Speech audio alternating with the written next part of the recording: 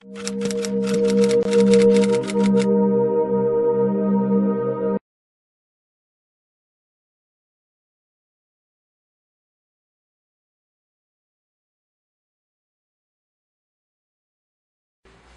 por hoy, ¿cuál dirían ustedes que es la importancia de una feria como la Feria Internacional del Libro de Guadalajara? Bueno, es una feria que a nivel internacional está ya reconocidísima, es de las más importantes que hay en el mundo. Al parecer es la segunda ya. Sí, comparable con la de Frankfurt, sí. Y con la de Madrid y con todas esas ferias internacionales. La primera sería de Latinoamérica. Pues yo creo que de toda América, ¿no? Incluyendo Canadá y Estados Unidos. Sí. Sí, porque ahí no. Y entonces está dedicada cada año a un país que es el que va a traer pues su mejor producción literaria, filosófica, científica, artística.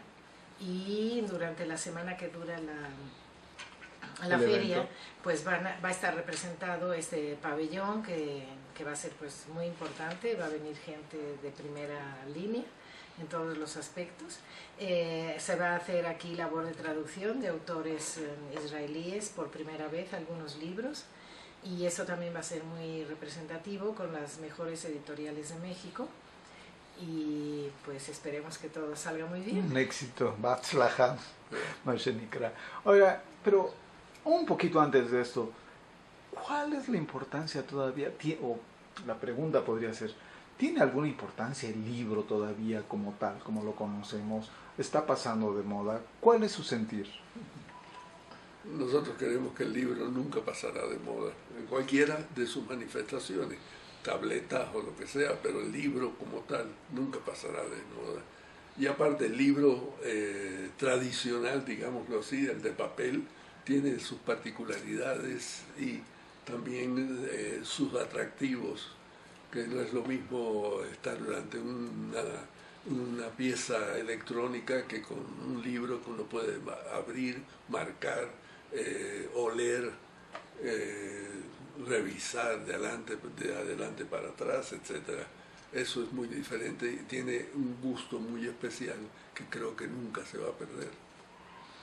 ¿Qué diría usted? Pues sería es las dos cosas, ¿no? Porque resulta que ya los libros electrónicos también se pueden marcar y se puede hacer notas al margen, pero sí, y se difunden mucho más rápidamente y en mayores cantidades que el libro impreso.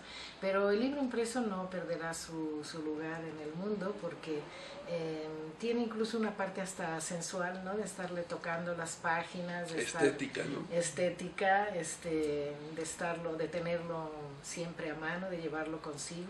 El otro también se puede llevar, ¿no? Claro. Pero creo que son dos puntos de vista diferentes. Pero el libro ha sobrevivido, porque hablando de tabletas, las tabletas en cuneiformes, pues eran eso, tabletas. Es cierto, es cierto. Los romanos Back to the future, ¿no? Los romanos también escribían en tabletas de cera. Sí, y las tablas de la ley, pues parece que fueron esculpidas en piedra, ¿no? Entonces tenemos que... Tenían mucho peso. Sí, que el libro en sí no desaparecerá, que esté de una manera o de otra, los manuscritos medievales tan bellos, ilustrados, y después la imprenta con Gutenberg, pero el libro nunca desaparecerá, estará ahí porque lo necesitamos. ¿Para qué necesitamos un libro? ¿Para qué un pueblo necesita de libros? Pues es tener la tradición recogida, tener por escrito la memoria, la historia, lo que no queremos que se olvide, porque según pasa el tiempo se acumulan más y más datos y más hechos, y la literatura nos ayuda a que esos hechos queden fijos, no solamente en la memoria del hombre, que es más frágil y que puede perderse en determinado momento. Entonces es algo indispensable. Y algo muy importante, los diccionarios. Claro. Nunca se perderá la necesidad de tener diccionarios en todos los idiomas. Aunque traductor traditore. Sí, pero usando los diccionarios bien y siendo un buen traductor que respete tanto el original como la traducción, se puede obtener una traducción que no sea traidora. Y pasando a otra situación, los libros sobre las leyes, los códigos, las constituciones, es decir, eso Si uno duda, hasta un mismo abogado, cuál es el artículo X, pues tiene su libro para ir a buscarlo y sabrá cómo contestar exactamente ese artículo, qué características tiene, o los libros científicos. Hablando de literatura, tengo una pregunta muy especial para usted. ¿Qué le da la literatura al hombre? ¿Por qué esta tradición que pues, nos lleva hasta la antigüedad no se ha perdido? ¿Cuál es la conexión que el hombre tiene actualmente con la literatura? Actualmente y siempre, porque el hombre es un ser parlante, un ser que habla, y por lo tanto tiene la tradición de ser un relator, tiene que contar historias. Yo creo que el hombre de las cavernas, cuando venía de cazar un animal para después poderlo comer y alimentar a su familia, le tenía que contar a su familia cómo había sido la caza y en qué características y cómo tuvo miedo o no lo tuvo. Y ahí empiezan ya los primeros relatos. Y la mujer que se quedó cuidando a los niños también en las cavernas, pues tenía muchas cosas que contarle a su esposo cazador mientras él había estado afuera, todo lo que había pasado adentro. Y es un modo también de entretener, es un modo de cuando no había ni televisión, ni videos, ni nada. Lo que se hacía era contar cuentos de la familia a veces, o cuentos de la tradición, y esto mantenía entretenida a la gente. Yo creo que es el uso de la palabra a todos los niveles. Y el uso de la imaginación, porque la imaginación no tiene límites, es infinita. Y entonces la literatura precisamente vierte la imaginación del hombre en todos los sentidos. En cuento, novela, relatos de todo tipo. Poesía. Poesía, exacto. Y hoy por hoy, ¿qué es lo que la gente está contando? Si antes la gente contaba de la casa o del cuidado o de los abuelos, qué sé yo, hoy ¿qué estará contando la gente? ¿Qué piensa usted? Pues lo mismo que nos está rodeando, las circunstancias históricas, ¿no? Como decía Ortega y Gasset, yo soy yo y mi circunstancia. Entonces la circunstancia histórica es muy importante. La situación del país, si hay guerra, si no la hay, el caso de México, los problemas de la sociedad creados en este momento, el narcotráfico, en fin, cada época tendrá muy marcadamente sus historias que contar. Y siempre las vivencias internas, es decir, el pensamiento que no se manifiesta al exterior, es decir, imaginación propia del individuo que va relatando sus vivencias. Eso es también infinito. Y me podrían comentar un poquito cómo van a participar ustedes dentro de la Feria Internacional del Libro y concretamente con el país invitado que es Israel. Bueno, en principio ya hemos traducido una obra de teatro sobre la vida de Hannah Arendt y su relación curiosa, especial con Heidegger, su maestro de filosofía. Esta obra ya está en prensa y esperamos que se presente también en la feria. Es una obra de una autora israelí que se llama Savion Librecht. Y es autora de obras de teatro, de cuentos, de novelas, y tiene un estilo muy, muy peculiar. Y esta historia es una historia muy transgresora, que lleva por título La banalidad del amor, frente a la famosa frase que dijo Arendt, que era la banalidad del mal. Entonces yo creo que es una obra que va a causar mucha sensación, y que curiosamente ahora hay muchos temas que se están poniendo de moda en torno a la filósofa. Bueno, ella no le gustaba que le llamaran filósofa, sino más bien estudiosa de la política filosófica, ¿no? Y Hannah Arendt. Sí, Hannah Arendt, sí, que es el tema de esta obra. Por otro lado, nos encargaron del Fondo de Cultura Económica un libro que se llama Las voces de la narrativa israelí, que incluye un cuento de 34 autores israelíes contemporáneos. Diferentes. Sí, uno de cada uno de los 34.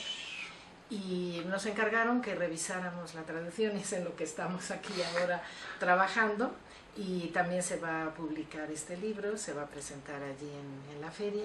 Para este libro de narrativa también el Fondo de Cultura me pidió que escribiera una introducción, un prólogo pequeño, breve, sobre estos autores y como presentación al público, que va a venir incluido en el volumen de la narrativa israelí. Y luego ya a nivel personal, como salió mi libro de poesía reunida, también en el Fondo de Cultura Económica, un volumen, luego te lo enseño, de casi 700 páginas. Wow. Esto pues se va a presentar también, porque la feria, aunque esté dedicada a un país, sigue teniendo también presentaciones de autores locales, diríamos mexicanos o norteamericanos o de los que vengan, ¿no? Y hay también una sección de traducción en donde se compran los derechos de traducción, o sea que es una feria que abarca muchísimos campos. Yeah. Y tiene un lugar que se llama el Salón de Poesía, y ahí invitan a varios poetas a que hablen de su obra. Entonces pues también voy a participar, eso ya a nivel personal, ¿no? Diríamos de obra propia, ¿no? En primer lugar, a la feria están invitados una serie muy grande de autores israelíes que van a venir y que van a participar en la feria. Entre nuestros preferidos está obviamente Amos Oz, que todavía no ha confirmado si viene o no viene, Abe Yehoshua, Appelfeld, Aaron Appelfeld, Isaac Ben-Ner, la misma Savion Liebrecht. Por último, ¿qué esperan ustedes de esta feria y concretamente de la participación de Israel como país invitado? Bueno, esperamos en primer lugar que se difunda la importancia que tiene para un país tan pequeño como Israel la profusión que hay de autores y de ediciones. Es interesantísimo ver cómo las ediciones, que en México son generalmente de 2.000 ejemplares, allí pueden ser de 40.000, 70.000 ejemplares, y que se venden totalmente en 2 o 3 meses, y se hace una segunda y una tercera y más ediciones. Y para una población 7 millones. Que son de 7 millones y pico. Y esto es interesantísimo, yo creo que después que el mundo se entere de que hay un país en donde el público lector es enorme. Bueno, a los judíos se le llama el pueblo del libro. Del libro, por algo. Por algo será. Pero es interesante, en México lamentablemente creo que, seguramente voy a mentir, pero creo que el promedio de lectura por habitantes como de 4 libros por año, y creo que no es mucho menos. 2 y medio, ojalá 1 y medio, ¿no? Sí. ¿Tendrán de casualidad el dato de cuánto podríamos estar hablando en promedio en Israel de la lectura? No lo sé, pero debe ser mucho más alto. Pues sí, por las ediciones. Por las ediciones. Es que uno se asombra a veces al ver la contraportada de cualquier libro que estamos leyendo o traduciendo, que dice que las ediciones fueron de decenas de miles y que la segunda edición fue 3 meses después. Es decir, que se han vendido, y a veces tercera, cuarta, y algunos libros, por ejemplo, de Abe Yehoshua, he visto 11 ediciones, y todas mayúsculas de tamaño. Claro, bueno, tampoco eso también nos indica que por lo menos dentro del pueblo judío pues ha habido varios premios Nobel de literatura. De literatura, y de ciencia. Y de ciencia. Bueno, yo nada más hablaba de literatura en este momento. Solamente me resta agradecerles. Muchas gracias por esta entrevista para Enlace Judío. Gracias a usted. Gracias por entrevistarnos. No, de veras, es un honor.